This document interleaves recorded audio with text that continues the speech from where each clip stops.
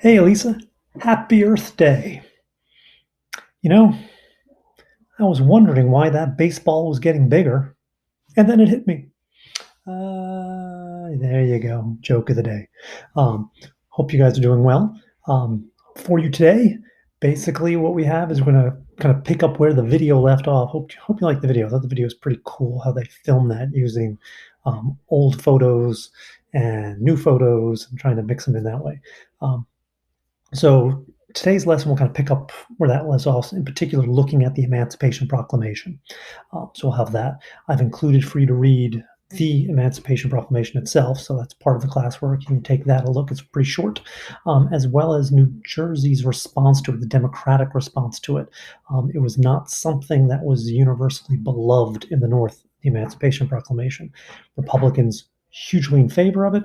Democrats, not so much, right? Democrats were willing to fight um, basically to keep the Union back together. They thought secession was treason, but getting rid of slavery, which again is constitutional, was something they were not ready to do. So this you get a lot of Copperhead opposition to Lincoln as a result of this. It was not a universally beloved and popular thing.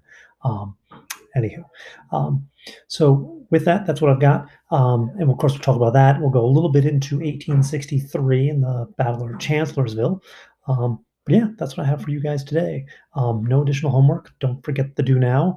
Um, yeah, all right. Have a good one. Stay safe, stay smart, and talk to you guys later. Pick up after the Battle of Antietam and get us into 1863, which historians refer to as the year of the big battle when looking at the American Civil War. So, as the video you watched last class kind of talked about, the Battle of Antietam, while not the turning point of the war, is a turning point for Lincoln. And so, coming going into the Battle of Antietam, right, Lincoln had come to the conclusion that slavery needed to end. And so Lincoln had come to the conclusion in the summer of 1862 that he was going to issue an Emancipation Proclamation. And as you remember from the video, his cabinet said, no, you can't do it yet because we need a victory. Because if you don't pass this after a victory, it will look like, a desperate move. And so Lincoln waits for a victory. He has the Battle of Antietam in September of 1862. And since the Union does not technically lose the Battle of Antietam, they don't quite win it either. But since it's not a loss, he can spin it as if it is a win. And so, using that victory, he then, in September of 1862, issues the Emancipation Proclamation, which will not go into effect until January 1 of 1863. So I've included the Emancipation Proclamation for you to read, so you have it there. And the interesting thing about this is that Lincoln is a lawyer, and Lincoln knows that he cannot just unilaterally free the slaves. He's understands the Constitution. Remember, the last time the Constitution spoke on the issue of slavery was in the Dred Scott decision, and the Dred Scott decision says that slavery is legal. So Lincoln can't free the slaves without a constitutional amendment. But as a wartime president, Lincoln does get expanded powers during war, what are simply known as war powers. And so Lincoln has come to the conclusion that the Constitution allows him extra latitude to do certain things as long as he can kind of make the argument that it will help the country in a war.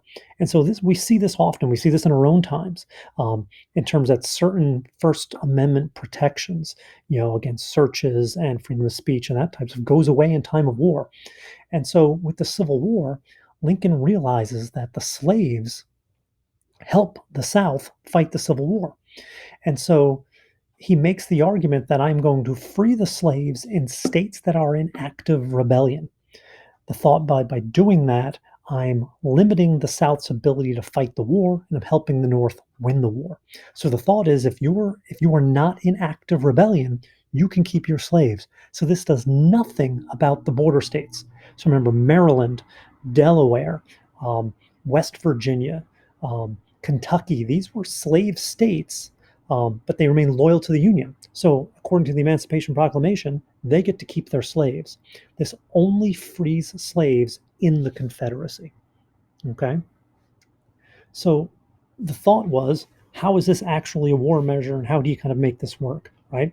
And so, Lincoln believes that if you take away slaves, right? If you take away slaves, Southerners now are going to have to do more of the work themselves, right? So in the Southern Army, slaves are the ones, serving as nurses. Slaves are the ones doing the cooking. Slaves are the ones doing the cleaning. Slaves are the ones digging trenches and building defenses. While in the Northern Army, the Union Army, that's all being done by soldiers. So, in terms of the Northern Army, part of their army, part of their effective fighting force is reduced because they have soldiers doing other tasks. In the South, you don't have that. So, if you take that away from the South, it forces them to use some of their soldiers to do the tasks that slaves were doing. So, that's part of his logic kind of with this. Of course, the irony is that everyone thinks the Emancipation Proclamation actually frees the slaves. It doesn't free the slaves. It doesn't free anybody, right? The places that are under Lincoln's control, he doesn't free them, right? Those states are not rebelling, so those places get to keep their slaves. The only place it deals with are slaves in the South, but the South has rebelled. They're not listening to Lincoln. So technically, no one is freed under the Emancipation Proclamation. Not a single slave is freed. But it does change the war. And it's brilliant in how it does this. Because remember, the South was looking for England and France to come and support them. But what Lincoln has done now is he's changed while the North is fighting. The North now is not simply fighting to just keep the Union together. They are now fighting to free the slaves, right? They're now an army of emancipation. And so if you're a soldier now in the North, you now have an extra reason to fight because every time you march through Virginia and you win battles in Virginia, you're freeing slaves. Because remember, those slaves are freed under this proclamation. And so if you're England, you have to decide, okay, am I going to join a war? Now, when the war was about rights, you could say, yeah, South, you know what? You are getting treated poorly. We'll come and we'll help you defend yourself. But now if the war is about slavery, no country is going to come and support the South when Lincoln has reframed it, right? So now what Lincoln is basically saying is what everyone knows. This war is about slavery. And so England, if you want to come in and join the South, what you're really doing is helping the South keep their slaves. And England cannot do that. And without foreign help, the South is doomed, right? They need outside assistance to mitigate the amount of resources that the North has, right? And so as a result, right, this is what makes the Emancipation Proclamation absolutely brilliant. It refocuses the war. It gives the North one more reason to fight, right? And, right, it also keeps foreign powers out of the war. Now, the war is going to continue, right? The Emancipation Proclamation is not certainly it's not going to be popular in the South, but it's not universally popular in the North either. And I've got a document that I'll share with you as well about how this is received in New Jersey. But the war must continue. And so in May of 1863, we have a massive battle taking place in Virginia, which is known as the Battle of Chancellorsville. And the Battle of Chancellorsville is going to be Joe Hooker is now in charge of the Army of the Potomac, right? McClellan is finally replaced for not pursuing after the Battle of Antietam, and Hooker is going to take on Robert E. Lee, and Robert E. Lee is going to find himself outnumbered in this battle 2-1. And so Hooker has a massive numeric advantage. This is the largest advantage the Union Army is going to have in any major battle, and Lee knows this. The battle begins at dusk, so most fighting begins early in the day. Just remember, the Battle of Antietam began early in the morning. As soon as daylight began, the firing began. The Battle of Chancellorsville, the majority of this battle is going to be fought in the dark. And what happens here is that Robert E. Lee, being from Virginia, knows the geography and sends Stonewall Jackson to flank the Union position. So basically come around through woods that nobody thought you can move an army through this really thick thicket, which is heavy underbrush and that type of stuff.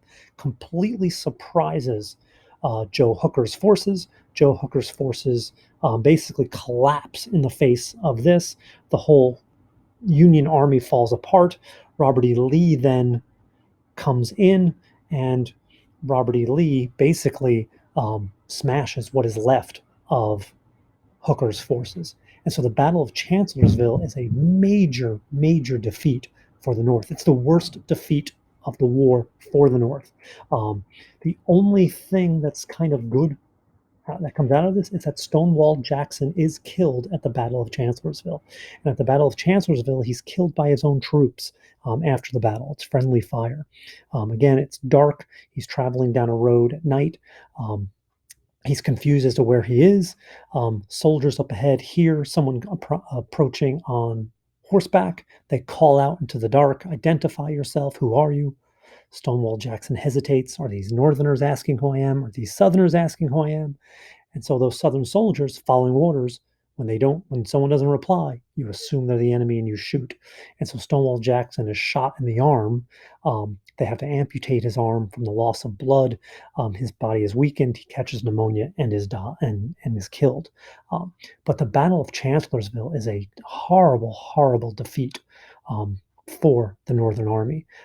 Lincoln, who assumed a great victory, once he saw the numeric advantage that they had, was actually present at the War Office when these results came in, and Lincoln gets the telegram that it is a loss, and Lincoln just mumbles under his breath, "My God, what will the country say?" So, reeling from that defeat, Joe Hooker wants to attack. He learns that Lee is swinging north. Lee is planning on coming back into Maryland again. And Joe Hooker learns of this and tells Lincoln that I want to attack into Richmond. Let me attack Richmond. It's unprotected. Robert E. Lee is not there. And Lincoln tells Joe Hooker, no, you have to go fight Lee. There's some arguing back and forth between the two men, and eventually Lincoln has to fight in Joe Hooker, which means it is now time for another general of the Army of the Potomac. And this new gentleman is going to be Meade, and Meade will take over the army just days before the largest battle of the Civil War, and that is the Battle of Gettysburg, which we can talk about as our next lesson.